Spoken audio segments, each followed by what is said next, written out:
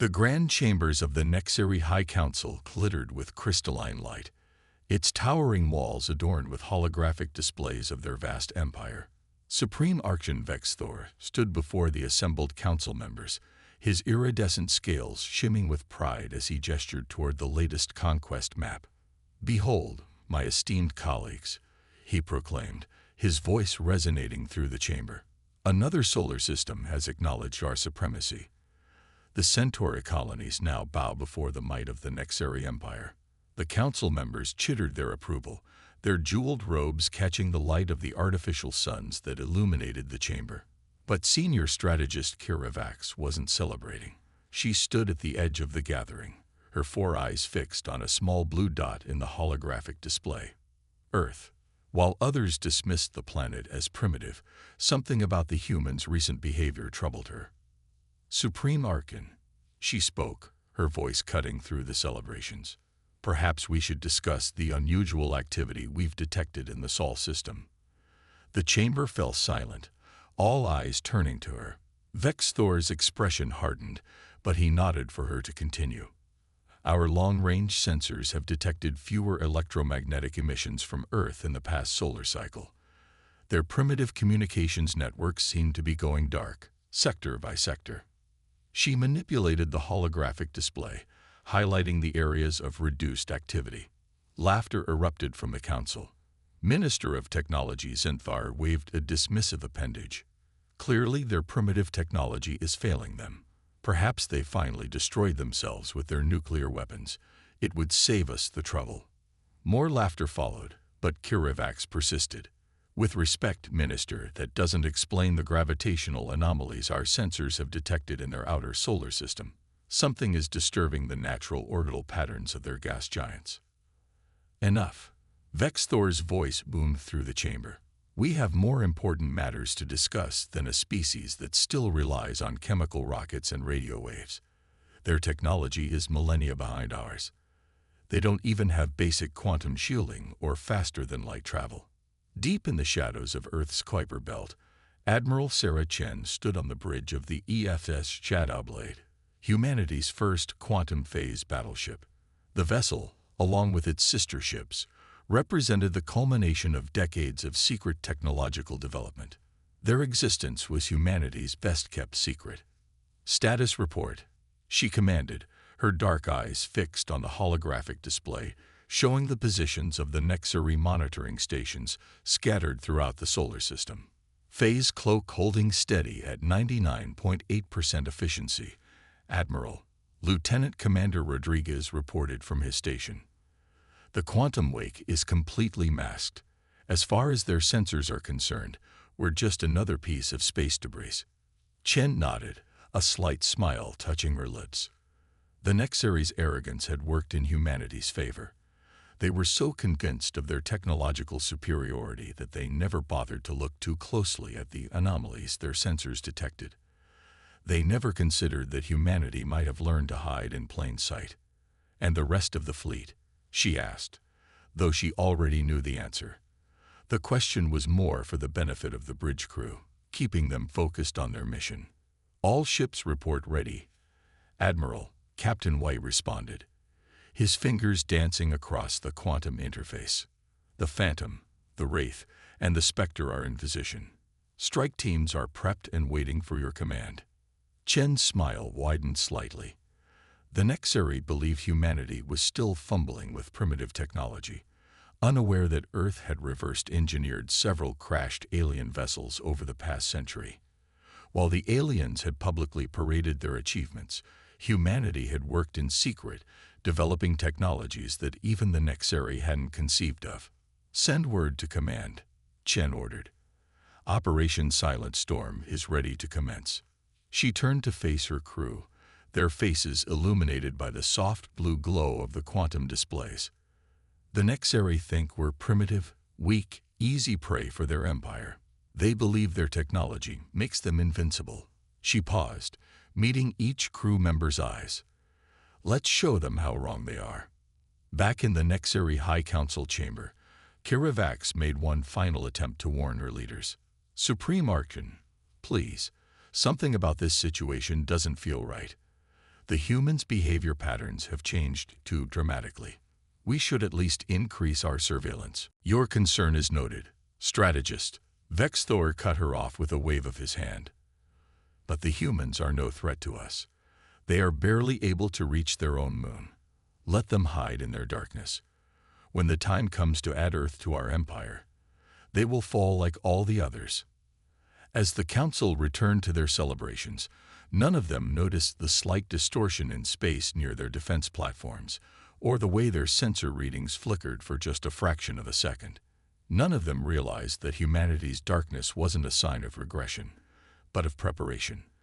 The storm was coming, and the Nexeri Empire was about to learn that technological superiority meant nothing when you underestimated your enemy. In the vast darkness between Neptune and Pluto, Admiral Chen's quantum fleet waited like predators in the night. The EFS Shadowblade's bridge hummed with tension as final preparations were made. Each crew member knew their role in the coming storm, a plan decades in the making. Final system check, Chen commanded, her voice steady despite the weight of humanity's future resting on her shoulders.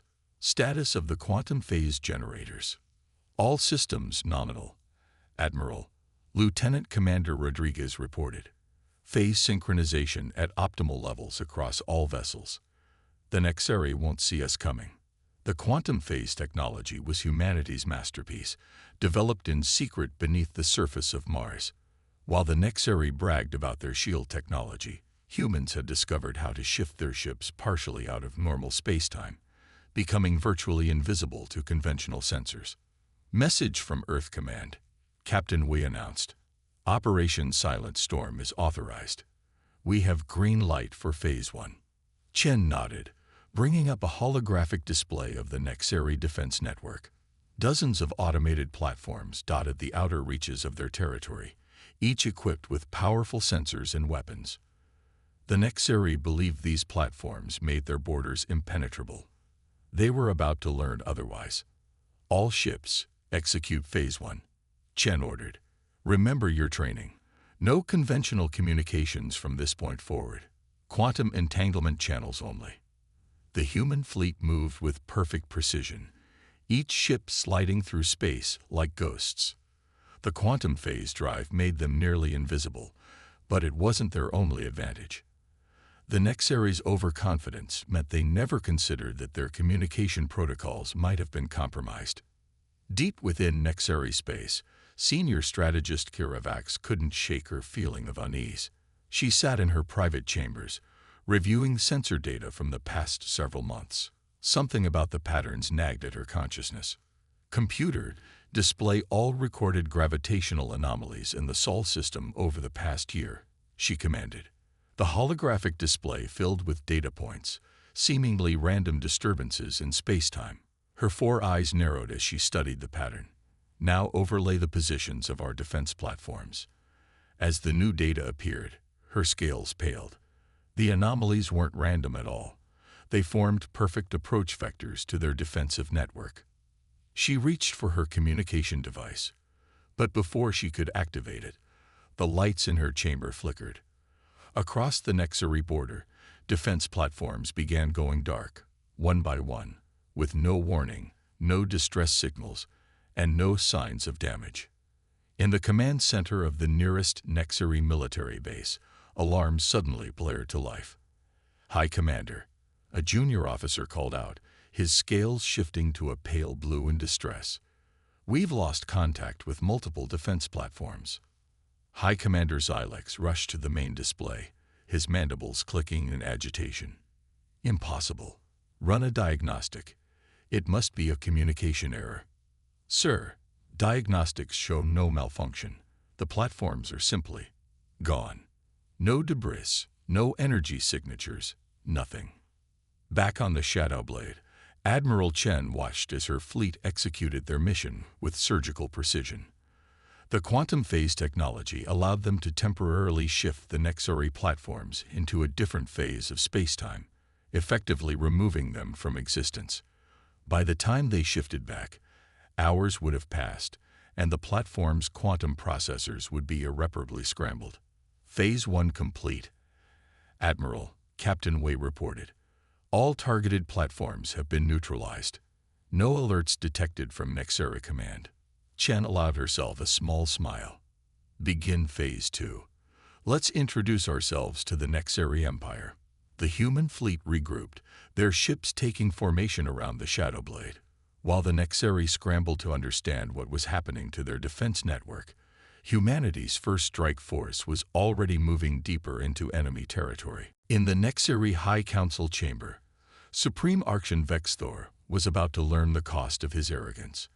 As he prepared to begin the day's session, a junior officer burst into the chamber, his scales almost white with fear. Supreme Archon, multiple defense platforms have gone silent. We're detecting massive energy signatures approaching the Nexeri core worlds. Before Vexthor could respond, the chamber's holographic displays exploded with activity. Warnings flashed across every screen as unknown vessels appeared seemingly out of nowhere, their energy signatures unlike anything the Nexeri had ever encountered. The storm had arrived, and the Nexeri Empire was about to learn that humanity had never been primitive.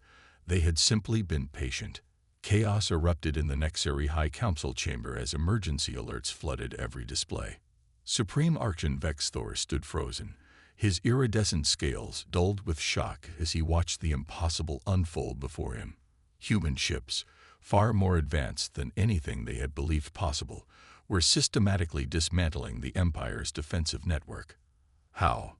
He whispered, then louder. How? His voice echoed through the chamber as he turned to his military commanders. You assured me they were primitive, that they were no threat. Senior strategist Kirivax burst into the chamber, her datapad clutched in her upper appendages. Supreme Archon, I've analyzed their attack pattern. These aren't random strikes. They're executing a precisely planned strategic operation. They've been preparing for this for years. On the bridge of the EFS Shadowblade, Admiral Chen watched as the Nexeri fleet scrambled to respond. Their ships, impressive as they were, moved with the sluggish panic of an empire that had grown too comfortable in its superiority. Multiple Nexari warships approaching, Admiral, Captain Wei reported. They're attempting to establish a defensive formation. Chen nodded, her expression calm. Deploy the quantum mines. Let's show them another human innovation. Throughout the battlefield, invisible spheres of warped space-time activated. The Nexeri ships, blind to the danger, flew straight into them. As each vessel hit a quantum mine, its shields flickered and failed, their much-vaunted defensive technology useless against weapons that operated on principles they had never imagined. Fascinating, Lieutenant Commander Rodriguez commented, studying the sensor readings. Their shield technology relies on conventional space-time physics. They never considered the possibility of weapons that could operate outside those parameters. In the Nexeri Command Center, High Commander Xylex watched in horror as his fleet's shields failed against the human weapons. Impossible. Our shields are based on principles of quantum mechanics that have been proven for millennia. Sir, a junior officer called out, his voice shaking. We're detecting massive energy buildups from the human vessels. The signature, it's unlike anything in our database. The human fleet's next attack demonstrated exactly why they had spent decades hiding their technological development. The quantum lance weapons fired, beams of concentrated space-time distortion that simply ignored Nexeri shields, cutting through their hull armor as if it were paper. Back in the High Council chamber, Kirivax worked frantically to understand what she was seeing. Supreme Archon, their technology. They're not just using advanced versions of our principles. They've developed entirely new branches of physics we never even considered. Vexthor's mandibles clicked rapidly in agitation. How could they have hidden this? Our surveillance network was watching for what we expected to see, Kirivax finished. We were so convinced of our superiority that we interpreted everything through that lens. The humans didn't just develop better technology. They developed different technology, following paths we never explored because we thought we already had the best solutions. On the Shadowblade, Admiral Chen received a priority transmission from Earth Command. She opened it on her private quantum channel, and a small smile crossed her face as she read the message. "All ships, prepare for Phase 3, she announced. "The Helios Protocol is authorized." Captain Wei's eyes widened slightly. "The solar manipulation technology. Are we certain it's ready for combat deployment?" Chen nodded. "Earth Command believes the Nexari need to understand just how completely they've underestimated us. Prepare the Stellar Lance." As the human fleet moved into position, the Nexari detected another energy buildup, but this one was different. Alarms blared as their sensors registered impossible readings from the nearest star. "High Commander," a sensor operator called out in panic. "The humans, they're doing something to the star itself." The stellar lance activated, and for a brief moment, a thin line of plasma, pulled directly from the star's corona, connected it to the human fleet. When the weapon fired, it released a concentrated stream of solar plasma, accelerated to near-light speed by quantum fields. The effect on the Nexari fleet was devastating. Ships vaporized instantly as artificial solar flares washed over them. Those that survived found their systems overloaded by the immense energy release. In the High Council chamber, the holographic displays showed the true extent of the disaster unfolding. The Nexari Empire, which had stood unchallenged for millennia, was facing an enemy that had not only matched their technology, but had surpassed it in ways they had never imagined possible. "Send the signal," Vexthor ordered, his voice heavy with the weight of his failure. "All forces are to fall back to the core worlds. We must reassess our strategy." As the Nexari fleet retreated in disarray, Admiral Chen allowed herself a moment of satisfaction. But she knew this was only the beginning. The real battle for humanity's place in the galaxy was just starting. News of humanity's victory spread through the galaxy like a shockwave. In the chambers of the Galactic Conclave, representatives from 100 species gathered to discuss the implications of what had happened. The Nexari Empire, long considered unassailable, had been forced into retreat by a species they had dismissed as primitive. Ambassador Trell of the Lysian Collective addressed the assembly, his crystalline form shimmering with barely contained excitement. "We have all lived under Nexari dominion for too long, accepting their claim of technological supremacy. The humans have proven that there are other paths to advancement, paths the Nexari never imagined." In orbit around one of the Nexari's former fortress worlds, Admiral Chen stood at a viewport of the Shadow Blade, watching as ships from various alien species approached under flags of parley. The quantum sensors showed each vessel clearly, their weapons powered down in a show of peaceful intent. "Another diplomatic request, Admiral," Captain Wei reported. "The Arcturian Federation wishes to send representatives to discuss possible alliance terms." Chen nodded, turning from the viewport. "Direct them to Earth's diplomatic corps. Our job was to demonstrate humanity's strength. Now it's time for the diplomats to build on what we've achieved." On the Nexari throne world, Supreme Archon Vexthor faced the harsh reality of his empire's new position. Senior strategist Kirivax presented the latest intelligence reports, each one worse than the last. "The Lysians have officially withdrawn from our defense pact," she reported, her scales a muted gray of concern. "The Arcturians are already in talks with Earth, and the Centauri colonies we recently conquered have declared independence with human backing." Vexthor's mandibles clicked in agitation. "How quickly they turn against us. After all we've done for them, all the technology we've shared." "Technology you carefully controlled and limited," Kirivax interrupted, her tone sharp. "You kept them dependent on us, convinced them our way was the only way. The humans have shown them alternatives." In the diplomatic chambers of Earth's orbital station Athena, humanity's representatives met with delegations from across the galaxy. Dr. Elena Santos, Earth's chief xenodiplomat, listened as the Lysian ambassador described their situation. "We've long suspected that the Nexari were deliberately holding back certain technologies, maintaining their dominance through artificial scarcity." The ambassador's crystalline form pulsed with colors of earnest communication. "We would greatly value a true technological exchange with humanity." Dr. Santos smiled diplomatically. Earth is open to genuine partnerships, Ambassador. But you must understand that trust must be earned.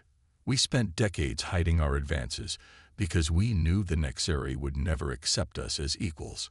Any alliance we forge must be built on mutual respect. On the bridge of the Shadow Blade, Lieutenant Commander Rodriguez monitored the quantum networks as more alien ships arrived in Earth's space. It's remarkable, Admiral. Species that were bitter rivals under Nexari rule are now seeking common ground, united by the possibility of technological independence. Chen watched the diplomatic vessels on her display, her expression thoughtful. The Nexari's greatest mistake wasn't underestimating our technology. It was believing that their way was the only way forward. They created an empire based on dependency and fear, never realizing that true strength comes from diversity and cooperation. In a secure chamber deep within the Arcturian capital ship, their high speaker addressed his council. The humans have shown us something remarkable. Not just their technology, but their approach to development. While the Nexari imposed uniformity, the humans embrace variation. Their quantum phase technology, their stellar manipulation, these came from thinking beyond established boundaries. Back on Earth, the Global Defense Council convened to discuss the rapidly changing galactic political landscape. Admiral Chen attended via quantum projection, her image standing before the assembled leaders. "We've achieved our primary objective," she reported. "The Nexari threat has been contained, and their empire's grip on the galaxy is weakening. But we face new challenges now. Many species are seeking alliances, not just for our technology, but for our protection against Nexari retaliation." Council President Martinez leaned forward. "And your assessment of these potential allies, Admiral?" Many are sincere in their desire for change. They've lived under Nexari dominion for generations, told that there was only one path to advancement. We've shown them another way. But we must be cautious. Some may simply be seeking to replace one powerful patron with another. As the Council debated humanity's next moves, ships continued to arrive in Earth's space. Each carried representatives eager to forge new relationships with the species that had done the impossible, challenged the Nexari Empire, and won. In her private quarters, Admiral Chen reviewed reports from her fleet captains. The Nexari were regrouping, fortifying their core worlds. This wasn't over. It was merely shifting into a new phase. But humanity had changed the galaxy's political landscape forever. The age of Nexari dominance was ending, and a new era of galactic cooperation was beginning. One standard galactic year after humanity's first strike, the Great Hall of Earth's Unity Station hosted an unprecedented gathering. Representatives from 30 former Nexari client states sat alongside human diplomats, their varied forms illuminated by the soft glow of quantum field lighting. Through the vast transparent dome above, the blue marble of Earth hung like a jewel against the star-studded backdrop of space. Admiral Chen stood at the observation deck, watching as the last diplomatic vessels took their positions around the station. The EFS Shadow Blade maintained its vigilant patrol nearby, a reminder of the power that had made this moment possible. Quite a sight, isn't it? Senior strategist Kira Vax approached, her scales now bearing the neutral white of a diplomatic envoy. She had defected from the Nexari Empire months ago, bringing with her invaluable intelligence about the Empire's weaknesses. "I never imagined I'd see this day," Chen admitted, "though I suspect you're finding it even more surreal than I am." Kiravax's mandibles clicked in what Chen had learned was amusement. Indeed, a year ago, the idea of the Nexari Empire negotiating with primitives would have been unthinkable. Now, Supreme Archon Vexthor himself awaits humanity's terms. In the main conference chamber, Dr. Elena Santos prepared for the most important diplomatic session in human history. The Galactic Concordat, as it would be known, wasn't just a peace treaty. It was a complete reimagining of interstellar relations. "The quantum entanglement network is ready," Lieutenant Commander Rodriguez reported from his station. "All delegations are connected and authenticated. Even the species that couldn't physically attend will be able to participate. The session began with a speech from Council President Martinez, his words translated simultaneously for all attendees through the quantum network. We gather here not to celebrate victory, but to forge a new path forward. Humanity's achievement was not in defeating the Nexary Empire, but in proving that there are always alternatives, always new ways of thinking waiting to be discovered. From his position on the Nexary capital world, Supreme Archon Vexthor watched through the quantum projection. His once mighty empire had been reduced to a fraction of its former size, as system after system declared independence or aligned with Earth. Yet, surprisingly, the humans hadn't pushed for complete surrender. The age of singular dominion is over, Martinez continued.